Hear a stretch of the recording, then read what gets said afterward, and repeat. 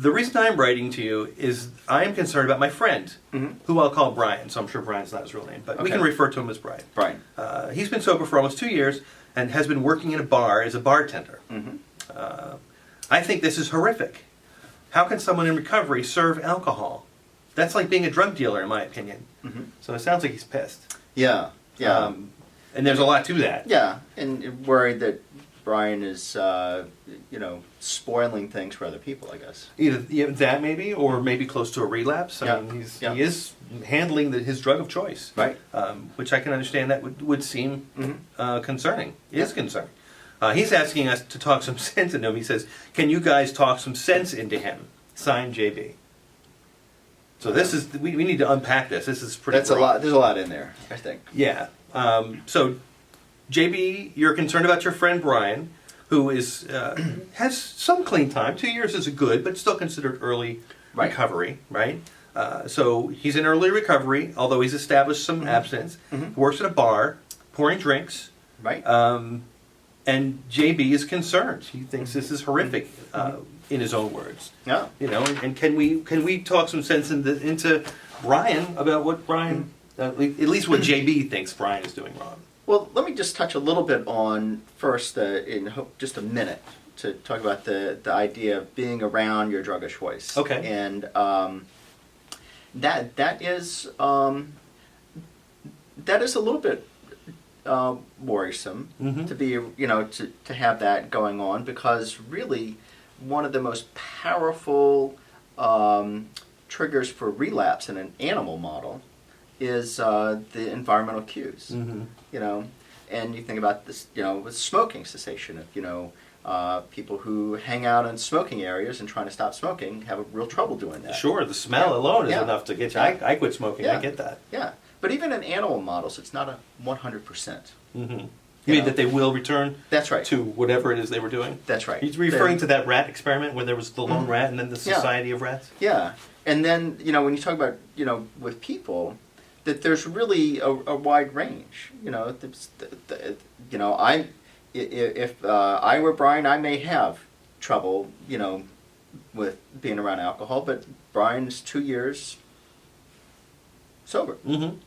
So it seems like he's not having trouble. So so what you're saying is there's a spectrum of danger. Some people it would be very dangerous for, and maybe JB is one of those people. Could be. I bet you JB is one of those people. I'm not trying to make you into somebody that I don't know you, but I'm wondering if maybe JB stays out of bars out of fear for his own recovery. Yeah, justifiable. Absolutely. I mean, that would be what any sponsor would say to you as a recovering person is, dude, you shouldn't be hanging out in a bar, right? The whole haircut thing. Yeah. Go to a barbershop long enough, you're going to get your hair cut. Yeah, look at me. Right. See, he's had way too much. That was good. But this is something that I can talk, I'll keep it to a minute as well. I was a professional musician, touring guitar player for years, decades. I got sober for the first time when I was 19. And I was already playing music professionally. And everybody that I knew, including my sponsor, said, you can no longer do that. Because you're around that environment. I mean, I went to Berklee College of Music, right? I've studied. I have 150 credits in music, right? So I'm not playing around with it. And they're telling me I had to give up my career because I'm going to be in bars. But what I discovered was that it's not that I'm in bars. It's that my intent for what's my reason for being there. Right. I would never go to bars and just hang out at the bar. But you play in bars. I play in bars. I played in bars for 28 years. Yeah. Not all of it sober because I did relapse, but not because I was in the bars. I relapsed because I stopped working a program. Right. But I think it's the intent of the person and why are you there. And recovery's individual. Extremely individual. So what's it like if someone tells you you got to do this, you can't do this other thing? You realize you realize you're talking to somebody with oppositional defiance disorder, right? Not really, but I mean, you tell me what to do, I'm going to do the opposite. Yeah. Just because I'm like that. Well, it doesn't feel good. It does not feel good.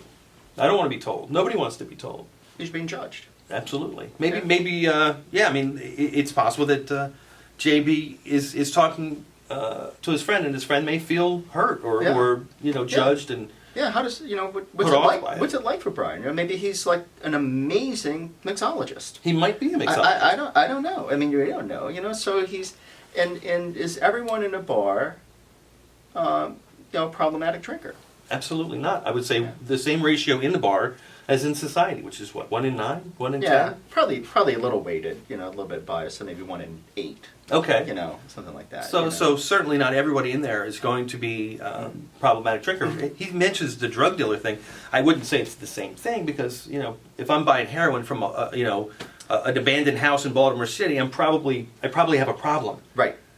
Right. So the dealer is dealing to people who most likely are addicts and have been addicts, where the bartender's just maybe selling drinks to people who are having a drink. Yeah. Yes. But, so are we concerned for Brian or are we concerned for JB? I think there's a little concern for both.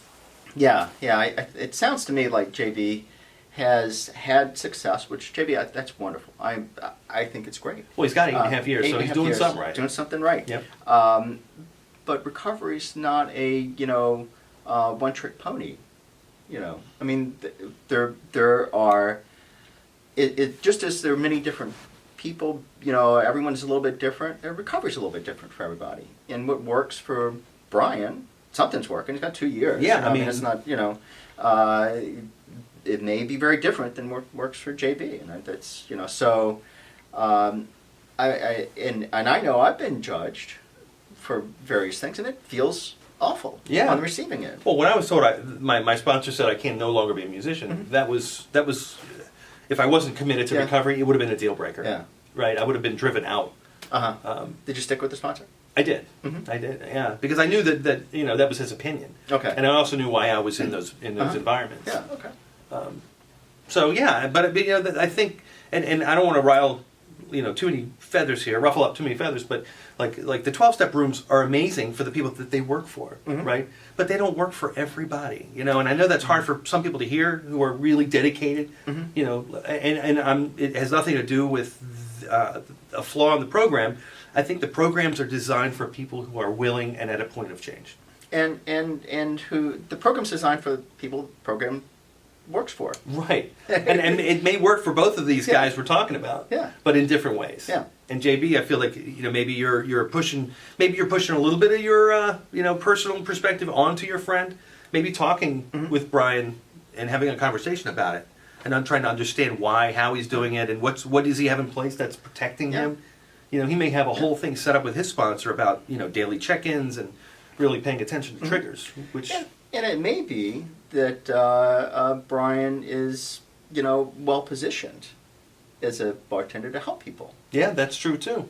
I mean, who else do people talk to when they're drunk, right? Certainly, yeah. Well, certainly, there's there are laws that you can't serve people when they're like too drunk. Mm-hmm. So there's a cutoff point. There's a cutoff point. Yeah. So so I don't know that. I'm not as worried that he's hurting other people as as maybe JB is, and in his own recovery, he's got 2 years, so something seems to be working. Yeah, 2 years is not an easy amount of time to get. Yeah. So he's definitely working. Yeah. So it's JB. Maybe we're talking some sense into you here. Flip the script. Flip the script. Yeah, I mean, and I don't think we should. We're not judging you, JB. I mean, you are whatever you're doing, dude. 8.5 years. You're doing the right thing. Keep it up. But I think also letting other people figure out what works for them is crucial because we don't know what works for other people. Yeah. Yeah. But support them in that. Absolutely. Yeah. Person-centered care is that applicable to AA? I guess it is. It should be. Yeah. All right. We've solved another difficult case. Oh man. Onward, Sherlock. Okay. Well, I'm Doc. And I'm Roc.